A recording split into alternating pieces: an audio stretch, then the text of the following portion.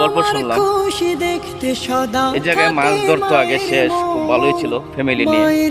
এখন আর মাছ নদীতে নাই শাকা মাছের জন্য, তাই সে এখানে এই সরকারি খাত জায়গায় শাক সবজি রোপণ করে। এই সরকারি খাত জায়গা আমার পিছনে সব এই সরকারি জায়গায় শাক সবজি রোপণ করে সে কষ্টে জীবন জীবিকা চলতেছে তার। এই জায়গার ভিতরে অনেক অসহায় মানুষ এভাবে নদীতে খালে বিলে পড়ে আছে, কেউ দেখার মানুষ নাই।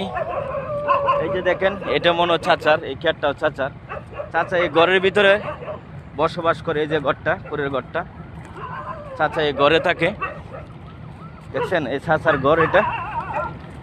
চাচা এই জায়গায় রান্না বাড়া করে এই জায়গায় সে রাতে থাকে। আর এই যে এইগুলা নদীর চরে এই গাছ রোপণ করে সে বর্তমানে ঠিকই আছে।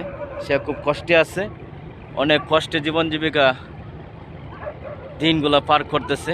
অসহায় মানুষদের পাশে আপনি একটু দাঁড়ানোর চেষ্টা করেন, তাহলে অবশ্যই তারা একটু দুই মুঠো ভাত খেয়ে বেঁচে থাকতে পারবে এবং আপনাদেরকে দোয়া দিবে। ভিডিওটি ভালো লাগলে অবশ্যই, এই যে এই ছেলেটা পিচ্ছি একটা ছেলে দেখছেন, এই যে ঘরের, তুমি কি চাচার কি হও? ও আমার চাচার এই ছেলে, পিচ্চিটা আমার চাচার ছেলে, বুঝতে পারছেন? তারা খুব কষ্টে আছে।